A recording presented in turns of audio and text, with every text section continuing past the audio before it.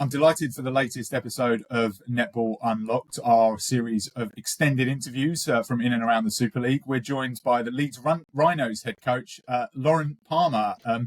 Manchester kind of born and bred, but very much now leading the kind of Rhinos charge. Lauren, thank you for joining us. No, thank you for having me. It's been a bit of a whirlwind start to the season. Before we get into kind of Rhinos and how kind of all that came about and how things are going, Chloe is massively intrigued by the story that you are actually also a dentist. Can you confirm it, first of all, and just let us know a little bit about that? Yeah, so I am a dentist. I graduated uni in Manchester in 2015, so I've been practicing since. Started doing 5 days a week, now just down to one because of the netball, but quite like the dual career, and there's many a netballer in the Super League that I've helped out over the past few years. So yeah, many of my teeth rocking around the Super League at the moment. I just think that's so amazing, Paul, to have somebody in Lauren, in the position that you're in, to have that whole other world in a career that is requires so much training, is highly skilled. Yeah, and I think for those out there that, netball at the moment, it's building to become professional, but people do need dual careers. And if, you put your mind to it and there's multiple things that you're passionate about, then you can do it. And don't get me wrong, the employers at both my dental practice and at netball have always been really flex and been really good to allow me to do the two. But yeah, I do enjoy having that one day just away from netball, just doing some teeth and then cracking on, ready for the weekend. I was going to ask you that, Lauren. Does it actually help sometimes? Because, as I think we've alluded to in the past, in several interviews, players kind of and coaches are always juggling lots of different things. I think in any sport, you speak to people and they're like, "Oh, I just need that time away." Does it actually help sometimes to just take yourself away from what can be a pretty intense sort of elite environment and just sort of, not that dentistry isn't elite as well, obviously needs to be, but does it just help to be away from that? Yeah, massively. And I always make a point of leaving my netball phone in the back room on a Friday when I'm at the practice. I think sometimes it can consume you and you find yourself doing, 7 a.m. till 10 p.m. netball 7 days a week and in season with the travel. And I think for me, it's just that one day where, yeah, I'll check my phone at different points of the day, but just having that, do you know what, I'm going to tune out today and just focus on something different. It definitely helps me just have a day away from it. That's so cool. But Lauren, to the netball, I suppose, I'm finding that out about yourself. You, as a team, you've had one Super Cup final, one win and 3 losses, one of which was very, very close. It was our first sort of big eruption, I guess, against Mavericks. Where do you feel your team is at now, sort of with a third of the season now down?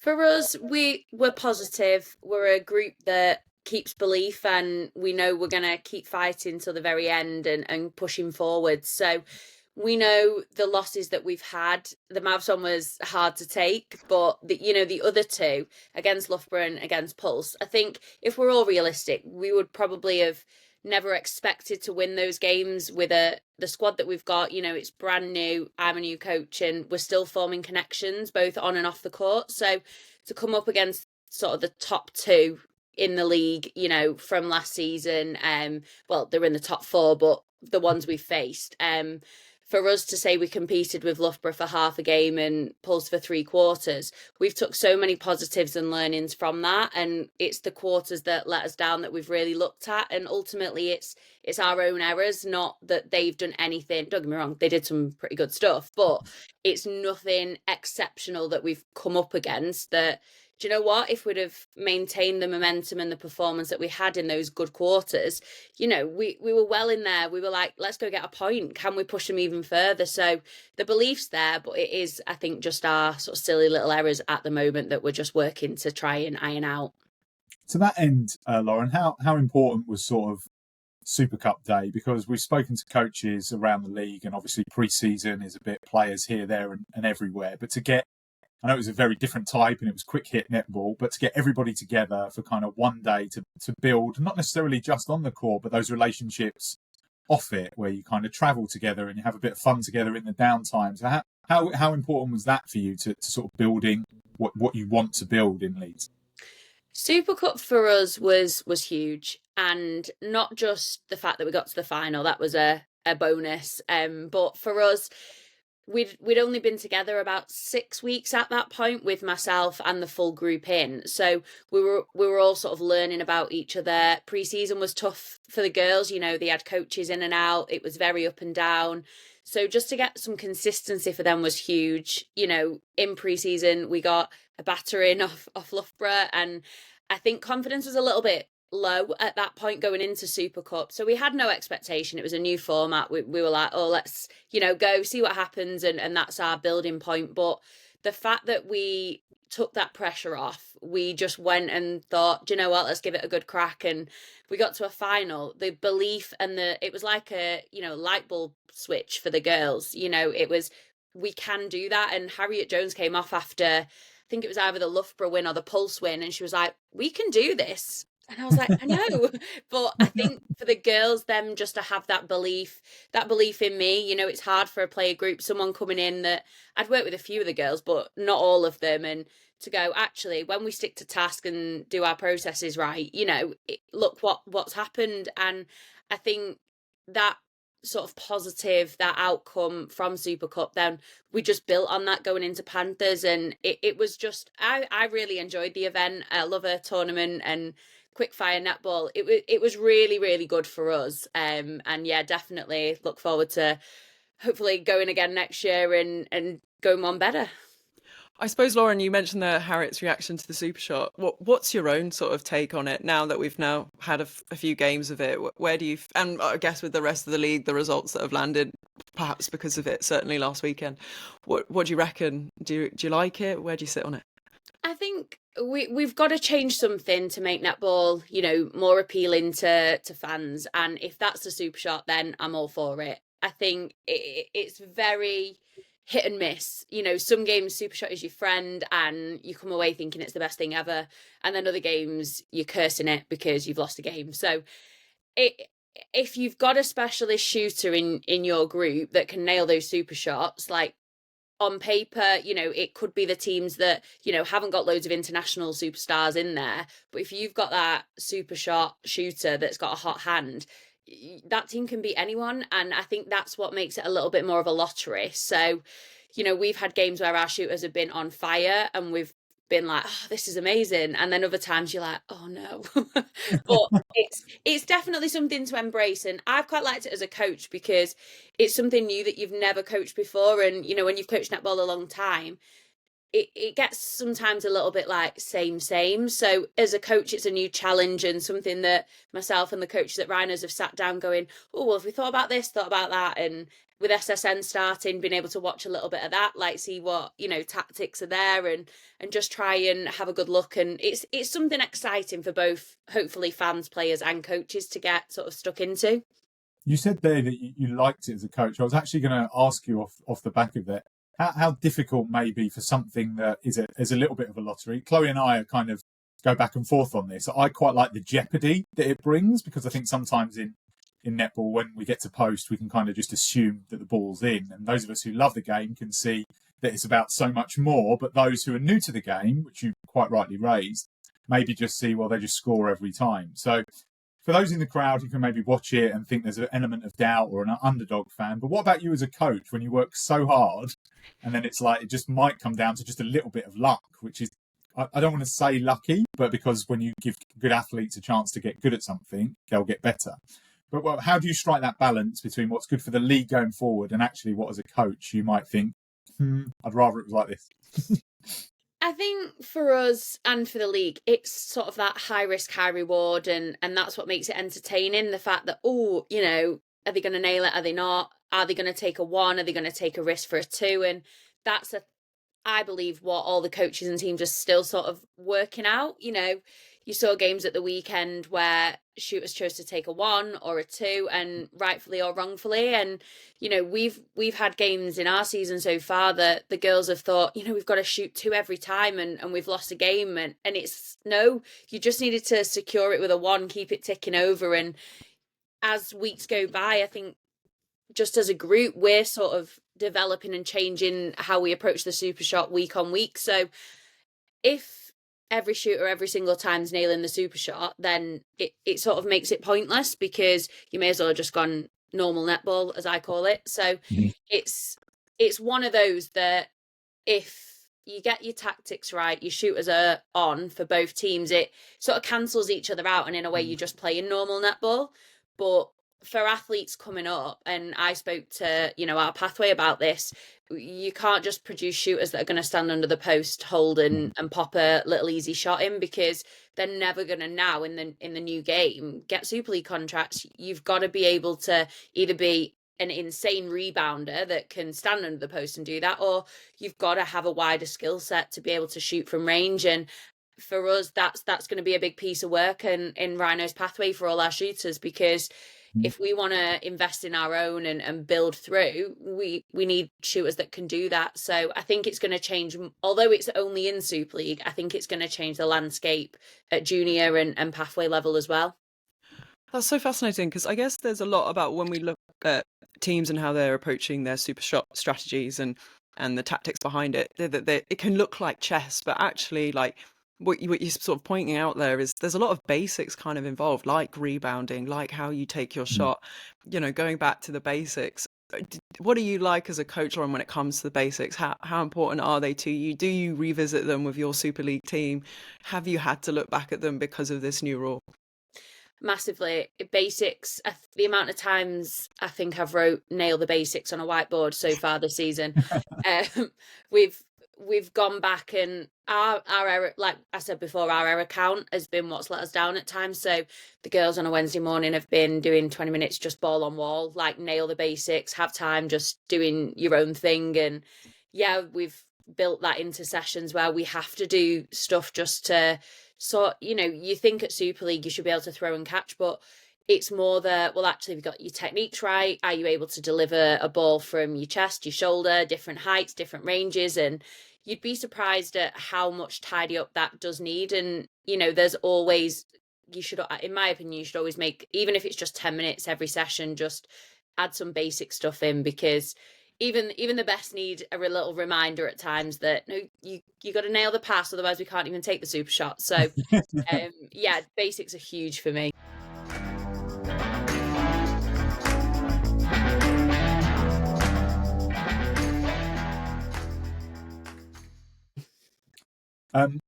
Just while we're kind of talking a little bit about new elements of the league, a massive talking point is obviously the squads of 10, Lauren. You guys have been one of the few teams, maybe Ella Bowen aside, who kind of haven't had too much injury to manage, at least not on the surface anyway. We've seen some pretty nasty injuries, admittedly ones that have been kind of impact injuries as well.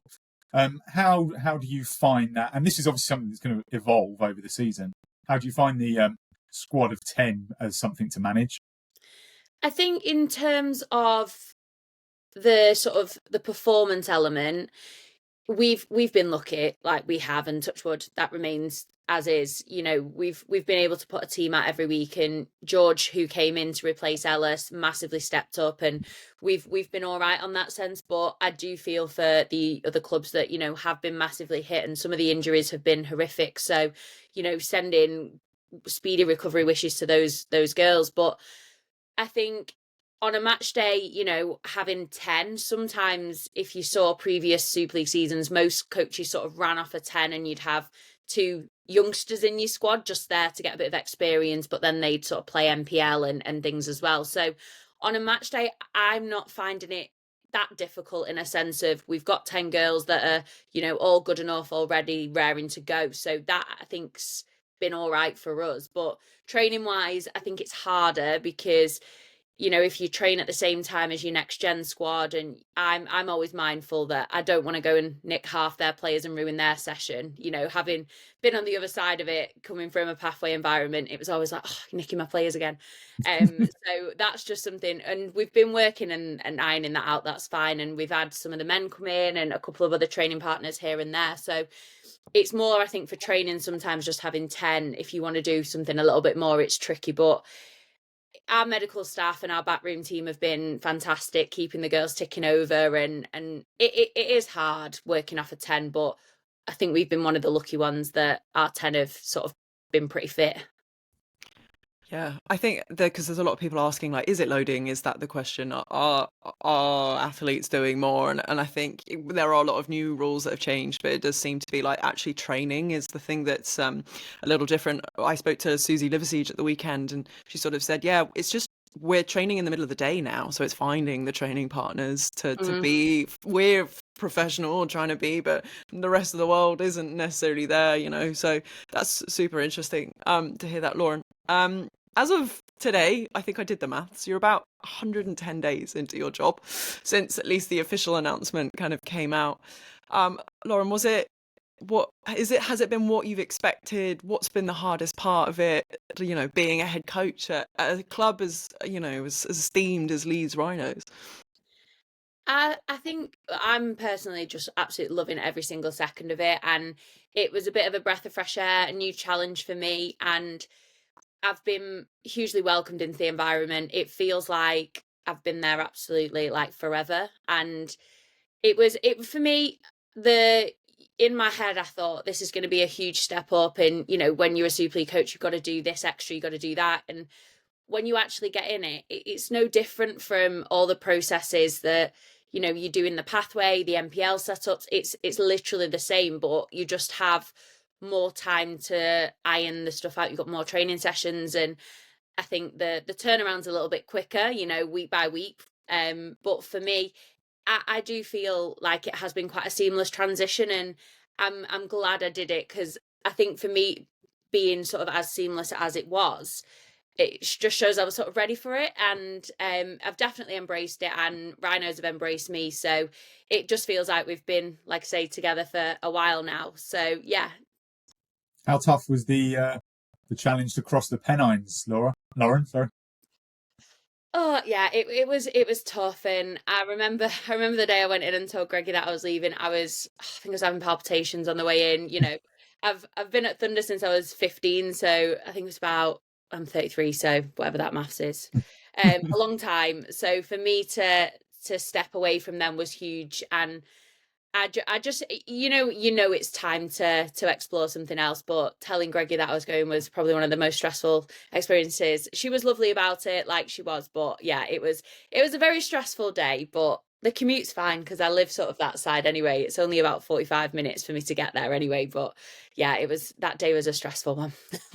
Was there a particular reason you wanted? Because I guess like for so many, like Manchester Thunder is, you know, you're talking about esteemed sides, and there is the pathway is such a big part of it, and you've been such a big part of it. Why now? Why was it the opportunities you saw it that you wanted to take it, or was it because you felt in yourself like this is about time for me to step forward and do something else? Yeah, I think it was a few things. Like, don't get me wrong, I loved that pathway. Like, all the girls that are still there, I'm always watching and rooting for them to keep doing well. So that side of things, like, obviously I do miss those girls, but my dream, and you know, Thunder aware, was I always wanted to be a head coach of Super League. That was the ultimate, like the one thing in my box. I was like, yeah, that's what I want to get to. And there just wasn't the opportunity for me at Thunder at that time. And, you know, I'd been knocking on the door for a few seasons and getting a little bit frustrated. And I kept developing, you know, I did the England stuff just to keep pushing me on. And I want to do better as a coach. I'm an ambitious person. And when this opportunity at Rhinos came up, I was like, oh, you know, but just sort of, I thought I owed it to myself just to even explore it. I had no expectation that I was even going to get the job, but I thought, you know, even just to get an interview for a Super League job would be just really valuable experience. And then when Dan rang me and was like, "Yep, we want you," I was like, "Oh, okay, great." But yeah, it was really good timing for me, and it was just too good an opportunity that I couldn't. I thought I just owed it to myself just to explore and then sort of took it from there, really.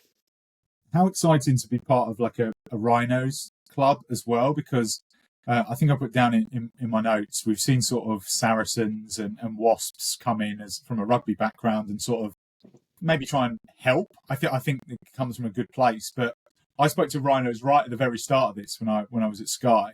And I spoke to Kevin Sinfield, I spoke to Maggie, I spoke to Anna Carter, who were all there at the kind of start of this journey. And it felt to me like the Rhinos were invested in netball, which I think for anything in this professionalisation area, it is going to be important. So what has impressed you most about kind of working with Rhinos? For me, the whole setup is really professional, and the girls have commented on that it's one of the best sort of backroom and support systems that they've been in, and a lot of the girls have been at various franchises, which I think speaks wonders. The facilities, that we've got, the netball, the rugby, everybody's based out of the stadium. So, when I first went in and you go into this big sort of grand Headingley Stadium, you're like, oh, okay. And everything's just all in one place. And I know there's the one club, one team kind of thing, but it genuinely is that. A lot of the staff cross over from the rugby side into the netball. The girls have been to watch some of the rugby games. We get tickets for that. There's a lot of crossover, and I think in pre-season hopefully we can try link in a little bit more. But I've never worked in a sort of a multi-sport model before, but you can see the benefits. And Rhinos as well have got the foundation, which is like sort of the charity attached to it, and the girls do work for that. They send some of our players into schools to deliver netball. They do the community side, and it's really good. Like, the communication between all units is insane, but the multi-sport model, it is really impressive, and everything's in sync. And it just, because the rugby's already professional, it just spills over into the netball, and they already know how to be a professional sports club. So for us, it's taking easy lessons off the rugby side and just implementing them over our side. It's a definite huge benefit to have the rugby with us. I asked you a little bit about this on Super Cup Media Day, Lauren, but you effectively walked into a new job at a very young age to a team that you didn't recruit, and has actually in earnest had a lot of instability, the club, in terms of its coaching turnover. We've seen like 4 coaches in 5 years.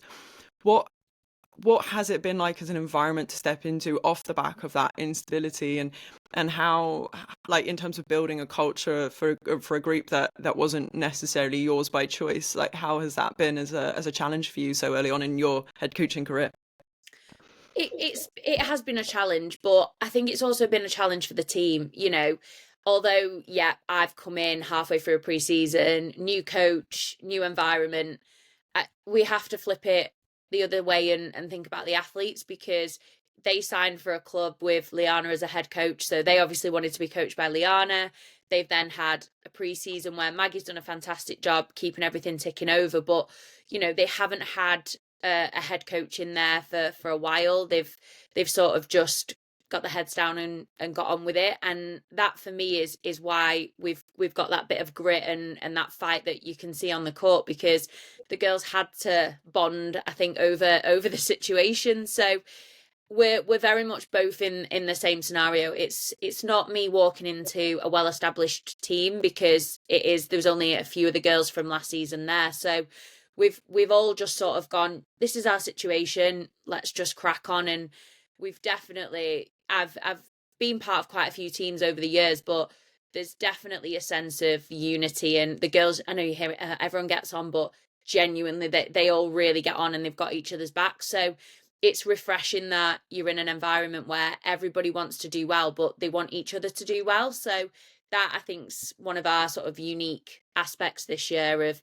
how much fight we've got and bond over this situation we've found ourselves in.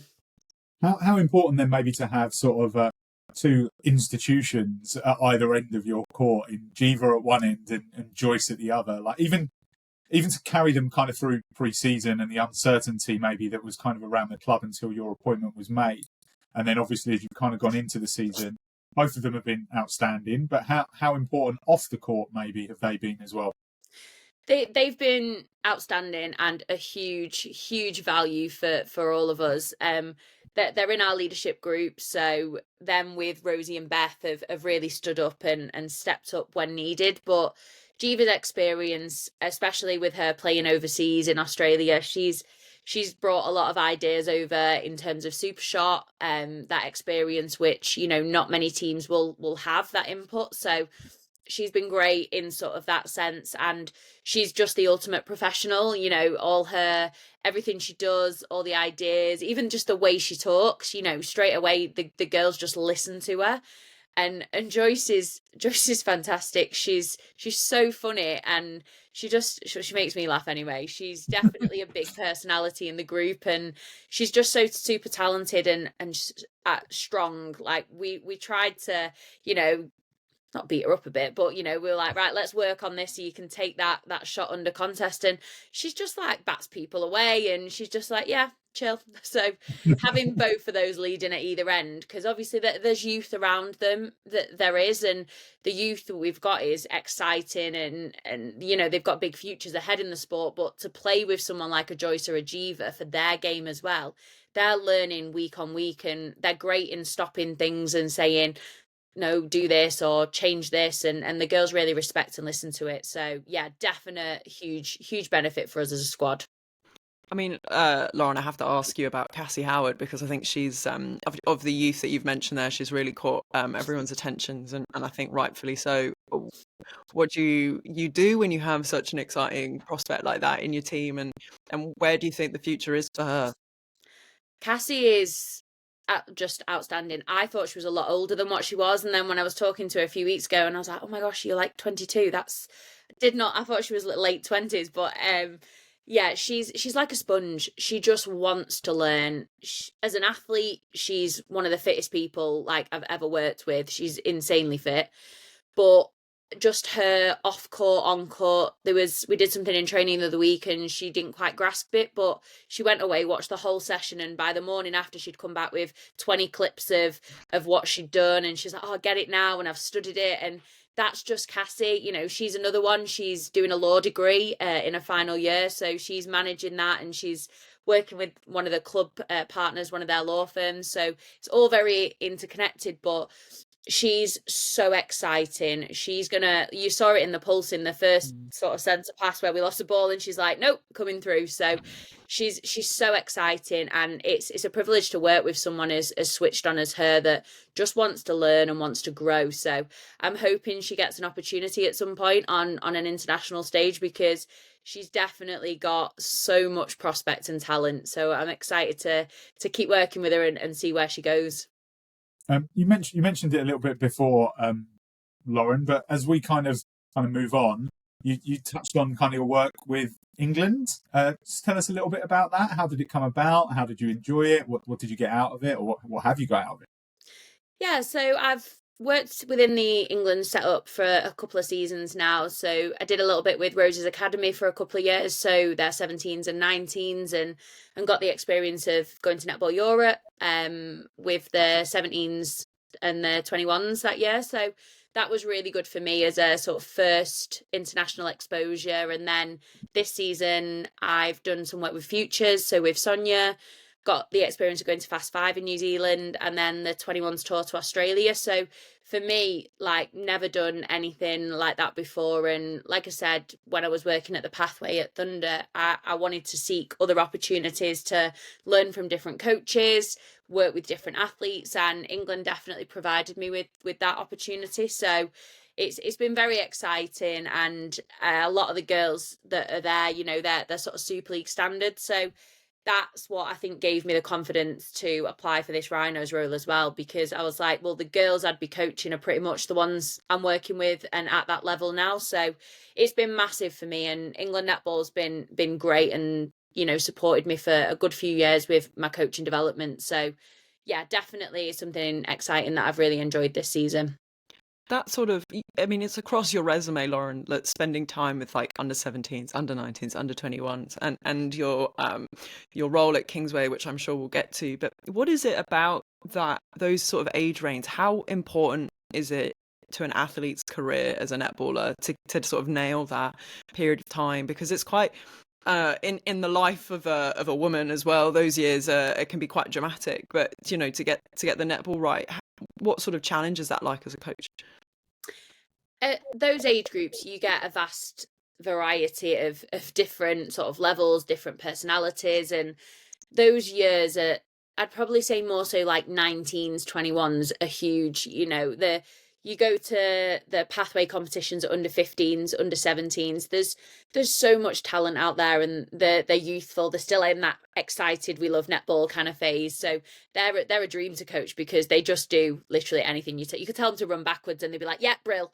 But I think the challenge at 19s and 21s is the girls have got that little bit more experience, and they're wanting to now take their netball up a gear, and they want to be considered for Super League contracts. They want to be pushing the full England setups, and I think that's the difference. And because they know more, you can challenge them a little bit more tactically than you would with the younger ones. But I think for the athletes, it's that 19-21, and obviously now you've got Next Gen as well. That league's going to be crucial because you've seen, obviously, and we touched on it before, the injuries. You want to pull from your Next Gen, and that's something that we've spoke about, that we're quite passionate about. We want to pull from our own setup, and we did with George. So we really want to invest in that. So our athletes in that, we're trying to mirror it with Super League and give them that experience that, well, if you're in Next Gen, you need to be getting a similar experience to Super League so that, one, we know that you can sort of handle it kind of thing. So introducing Next Gen is a huge thing. And I think that's going to be a really, really crucial thing for this Super League league to sort of succeed. I was just going to mention that slight segue, but you spoke about it. So I'll ask you now, Lauren, how important for a league to have kind of like a bit of a tiered system, if you like. We know that at the very top of the game, there are going to be ebbs and flows. It's going to get a bit tougher, but actually underpinning all that, and your experience is in youth development, to have like a sort of proven league where players can learn, but then also be relied upon. I think that's the challenge. It's huge, and that's part of my work vision at Rhinos. We want to produce a Next Gen and NPL teams below that are competing and performing, because for us at Super League, having 10 players, that's very minimal. And if something goes wrong and someone gets an injury or an illness, we need to know that the girls are good to go and are ready. So if you've got a group of athletes in that Next Gen that are performing well, they can cope with the demands, and they're shining in Next Gen, well, for us, that's brilliant, because Super League's that next step up. And you'll see it across the board, the amount of athletes who started in Next Gen that are actually now at some capacity being involved in Super League.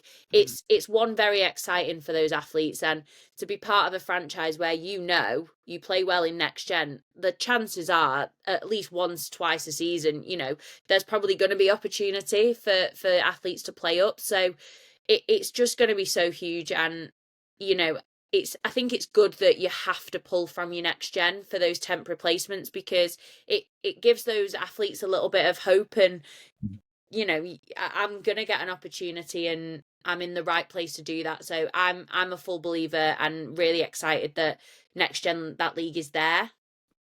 When you're navigating the like what it's like to be in the pipeline, I suppose, because you've had a lot of experience with athletes, but with England, like in the pipeline, how do you manage their expectations like that, knowing that particularly with the academy to the futures to then the full-time program, how much work is done off the court sort of on that expectation side of things? I think it's huge, and there's probably more work done off the court than there is on the court, whether it's in an England setup, a Super League setup, because the expectation piece, not everybody is going to pull on a Super League dress or a red dress. Like it's just that expectation, everyone's got the dream, but reality is it's not going to happen for everyone. So I do feel like it's making the athletes have realistic goals and realistic targets, and then if they overachieve that and they excel, even better. But I think those tough conversations at times, why someone's not in a squad or why they fell short, sometimes coaches sort of fluff around it a little bit, and they don't want to upset anyone, but ultimately sometimes you've got to be totally honest to then help those athletes push on. So for even at Rhino, since I've been in, we've had some honest conversations with all the girls, and they know exactly what they're working on. where they're at. The feedback they get is constant, and it's that review process, because it's all well and good telling an athlete, oh, you need to do this and this to get to that next level. If you're not then reviewing it, checking in and helping them put the things in place, then they're just never going to get there. Because some athletes are brilliant and they'll go away and do it all, but others need that little bit of a nudge and just remind. So it is the off the court work that you do at home, all those little 1% that people don't see, that actually that's what's going to get you over the line, rather than what you actually probably do in a training session. We've spoken a lot about you and kind of your influence on kind of younger players, but what about the coaches you've worked with as well, Lauren? Because you mentioned Greggy. You've also had some time in the England setup with sort of Sonia and Tamsin, I think. How important to you to continue your development, to kind of work with those kind of experienced heads? It's huge for me, and spent a lot of time when I was obviously at Thunder with Greggy and around Tracy, and just watching how they deliver. I know that sort of Thunder way inside out, and it's a great setup there. So I took a lot of learnings, and I think for me the England setup has really helped me with the off court stuff. Seeing how their sort of MDT group works and all the plans and that kind of thing, that's helped that side. Whereas the on court, being around and watching sessions at England, when you're there and Jess is doing a session and you just pop your head in and go, oh yeah, that's cool. Like, not many people get to watch the England head coach deliver. And same with working with Sonia, she's exceptional defensive coach. So just pulling little bits, and like you mentioned there, Tamsin's in and around it. Liana was in there, and Anna Stembridge as well. So just watching those and picking their brains, they're all really open to me and learning stuff. So yeah, it's been great to surround myself with other sort of top coaches and pull from them as well. We've sort of been asking every kind of coach that we've had on if you have any kind of maybe a mantra or a philosophy that your kind of guides you as a coach. Have you got one, Lauren? I think for me, it's all about that. Make sure you do all those little 1%ers. So I'm very sort of gritty and passionate, and we get the basics, we do the 1%, we do all that stuff. So there's no excuses. And when you hopefully you watch a Rhinos group play over the next sort of half a season, it's seeing that we've got that grit and resilience, and we will do, and I will do, all that extra stuff to make sure that we get the end product. So I think it's not necessarily a mantra, but I think for me, it's just make sure you do your job, you do your basics, you do all the boring stuff that no one wants to do. You do your homework and all that kind of stuff. So yeah, that's definitely me, the boring stuff. Chloe's had a really great question, and I'm going to steal it off her because we've asked everyone this. But you consider yourself more of a tactician or a bit of a technical kind of wizard when it comes to coaching? I prefer tactics. Technical, like, don't get me wrong, the technical bit is very important, but it's not my favorite thing to deliver. So yeah, the preseason doing all the technical skills and drills and stuff, that's not me, but I'll do it, but it's not me. But I love tactics, watching someone play, obviously like we've got Thunder this weekend, watching a few of their bits and going, right, how do I break this? How do I stop this? And I think that's the fun bit, because yeah, it might work, it might not work, but it's that problem solving. So yeah, definitely more tactics.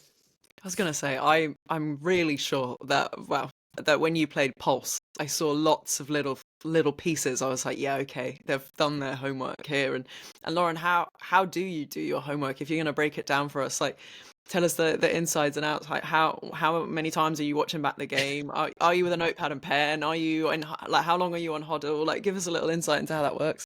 Yeah, I've definitely watched a lot of netball.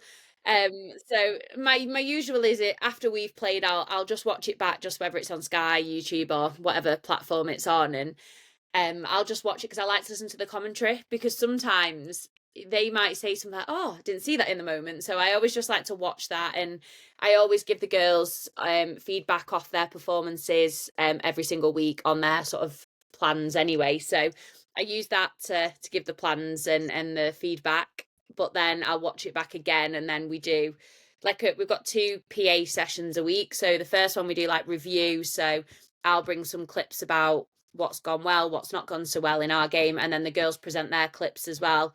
We comment on them and do all that. And then our second PA sessions, like our preview. So I usually take lead on that and go, well, this is who we're playing, this is what they do, this is their common threads. So we go through that, we have a chat, and then we go, right, so this is how we're going to stop it. And then that's how the sort of back half of the week. So usually the front half of the week is fixing any quick fixes from our own performance, but then the back half of the week is forward facing in the sense of who we're playing at the weekend. This might sound silly, but it's your first year as a head coach, and you've spoken so well about kind of challenging yourself. What are the long-term ambitions, Lauren? Because it's all gone, I suppose, very quickly over the last sort of however many years. What are your ambitions and your own targets? For me, the ultimate was to get a Super League job. So I've done that. So now re-looking at it, I want to win the Super League, and I think Rhinos are definitely on board with that. So we've had chats already. We've made sort of 5-10 year plans. We know what we want to achieve. We're very ambitious, and we've fallen a little bit short so far this front half of the season, but this is a building year. This is us, getting our processes right, getting that group ready and raring to go. And then next season, we want to hit top 4 this season, but definitely over the next few years is that consistently hitting top 4 and then building it so that we want to win it. I'm very competitive, so I'm not in it just to make up the numbers. I want to go and I want to have success and I want to win. So yeah, that's the dream.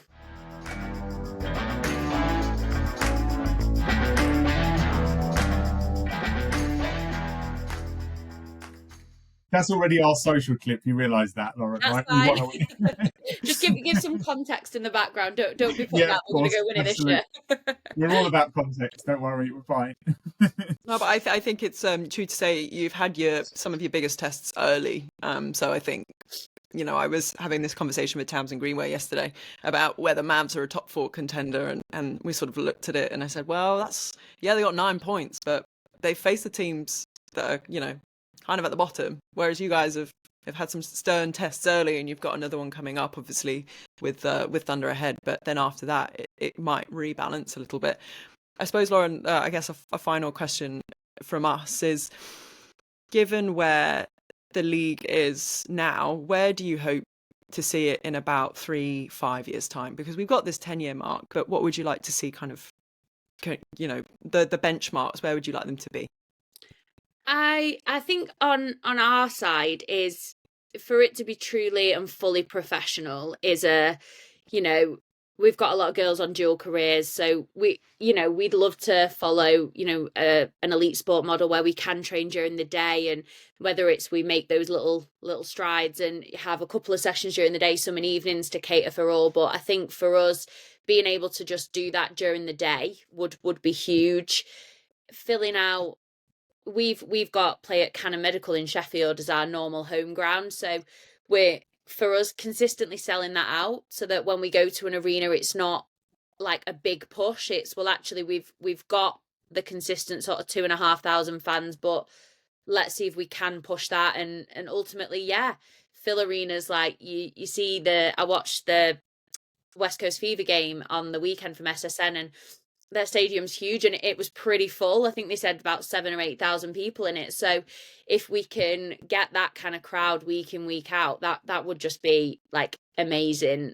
The athletes are incredible over here, and they just need celebrating. And I think this league is a real platform, but we just got to keep building that platform so that, we can really celebrate how talented a lot of our girls are in this country. So yeah, I think just keep pushing and building the stage and the fan base, really. I wanted to ask you a little bit just before we finish. I know Chloe said kind of last question, a little bit about your kind of grassroots background as well, because you have a club who my daughter's club will be coming up against in a couple of weeks. So I'll give you a wave and then we'll move on. But how important maybe for you to kind of still be in touch at grassroots level? We sort of know that you're heavily involved still with Kingsway Power, a club who've kind of really, I suppose, seized the Northwest, really, like from Oldham, who are kind of a proven kind of club there. How did that come about for you? Because it feels to me that with your England hat, your Rhinos hat, all of these hats that you've been wearing, that might still be the real passion project for you. Yeah, Kingsway's my baby. So I set it up in 2019, and then obviously COVID hit, so we didn't really get going until 2021. And for me, I wanted to do something different in sort of grassroots netball, which is where I was at the time. And I've always had a dream of, I wanted my own club, and the timing was just right. And I thought, I'm going to take the plunge, and this could either go really well or really badly. But luckily for me, it went really well, and I've got a lot of my friends coaching there, so it's a really nice environment. We all love being there coaching, doing, we don't get paid for it. We do it for fun, and the athletes that we work with are just insane and incredible. And like you said, we're at national clubs this year with 14s and 16s. So in our fourth year, and we've won 2, got a silver and a bronze. So this year we want the double. So yeah, it's just fun, and the girls are great, the coaches are great, and it's just something. It's like a bit of a. To be honest, I spend a lot of time, in evenings after I've done my Rhino stuff, like, oh, what about this and what about this? And I think because it's my own thing, I've just got free reign. And yeah, I love grassroots, because without grassroots, you've got no top end. And I think it's really, really important to keep building the grassroots game. And that's where girls, they take it so serious, and that's great. But it's like at times reminding them, no, when you get to Super League and Next Gen and all that stuff, that's serious netball. This is under 14s national. So yeah, we want to go win, but because you got to enjoy it as well, because you're going to regret it if you don't. So it is the fun side, but also the developing that future, hopefully Super League stars. I had there was kind of a meaning to that question as well, because you're uniquely placed, I suppose, along with a few others in the game, to think, is the sport best growing from the ground up, or really maybe from the top down? And we've kind of heard lots of different kind of visions that make an unbelievable package at the top, and then everyone will come and flock to it. And you've obviously spoken passionately about grassroots there, converting those kind of people who go and play, thousands and hundreds of thousands of people who play every weekend, converting those into people who can help the top level grow. Which way round do you see it working? I think it goes hand in hand, because you need the top end to publicise, to get the word about netball there, to then hopefully filter that through and generate that fan base. However, I think without the grassroots, for me, I'd probably say that's more important, because, if those girls are not playing, those are the kids that, say, when I go into club, I'm like, oh, there's a Super League game this weekend. Like, for example, Thunder are playing Rhinos in Manchester.